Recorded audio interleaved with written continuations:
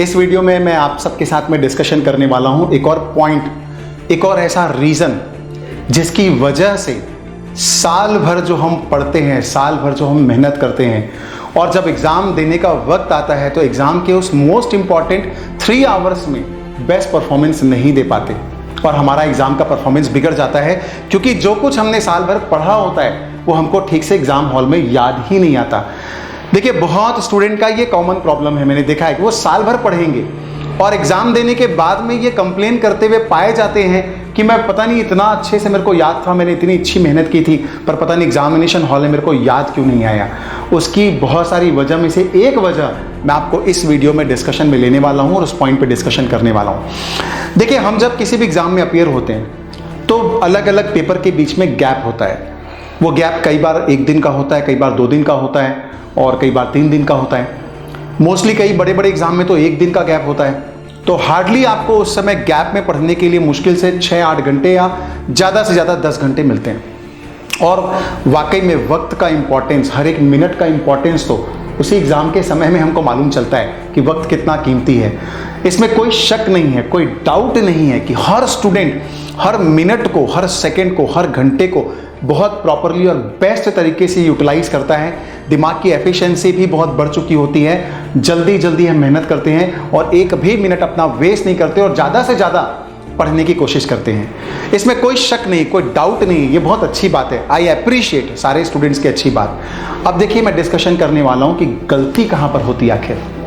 देखिए, गलती ये होती है कि मैक्सिमम स्टूडेंट जब सिलेबस की प्रिपरेशन करते हैं तो किसी का 70% सिलेबस हुआ होता है, किसी का 80%, 90%, मतलब हर स्टूडेंट का बहुत कुछ पोर्शन ऐसा होता है जो छूटा हुआ रहता है। अब स्टूडेंट को क्या लगता है कि ये इंपॉर्टेंट चीज़ मैंने छोड़ दी है, ये इंपॉर्टेंट चीज़ छूटी हुई, ये अभी तक कवर नहीं हुआ है, तो इसको पढ़ लूँ, उसको भी पढ़ लूँ, उसको भी पढ़ लूँ। और स्टूडेंट कोशिश करता है ज़्यादा से ज़्यादा और ज़्यादा से ज़्यादा नया नया पढ़ने की, जिसको साल भर में अभी तक उसने कभी नहीं पढ़ा।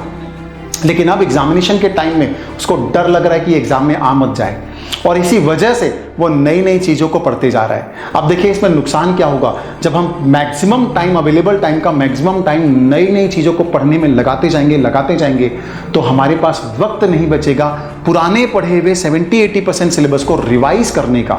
और अगर हमने ठीक एग्जामिनेशन के पहले उसको रिवाइज नहीं किया तो चांसेस इस बात के बढ़ जाएंगे कि एग्जामिनेशन हॉल में आपको परफेक्ट आंसर, पूरा आंसर याद नहीं आएगा।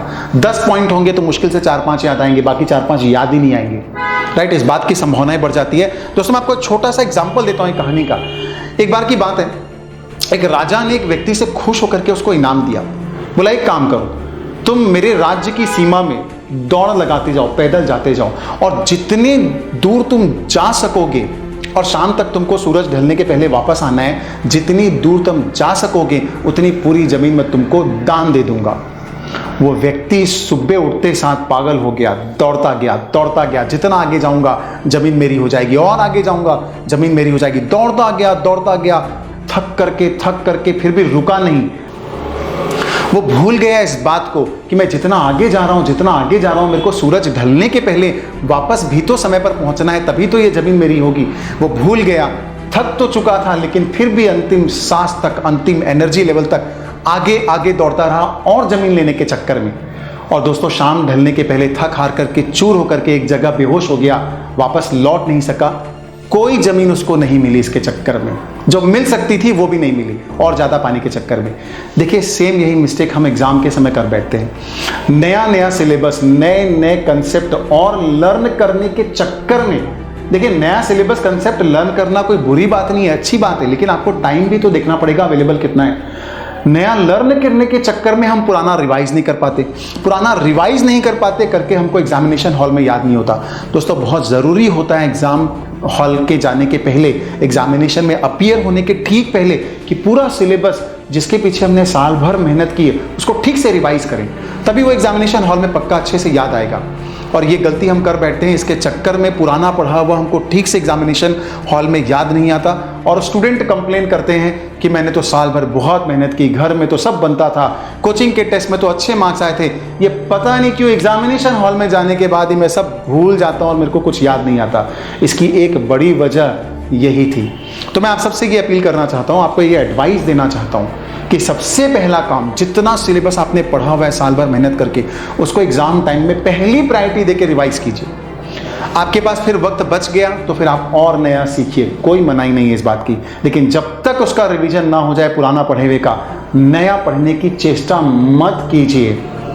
Alright, thank you. मेरे को लगता है कि ये एडवाइस आपके जरूर काम आएगी, तो मेरे को आप बताइएगा बाद में कि आपको इससे कुछ फायदा हुआ या नहीं हुआ, बट आई एम श्योर कि आपको जरूर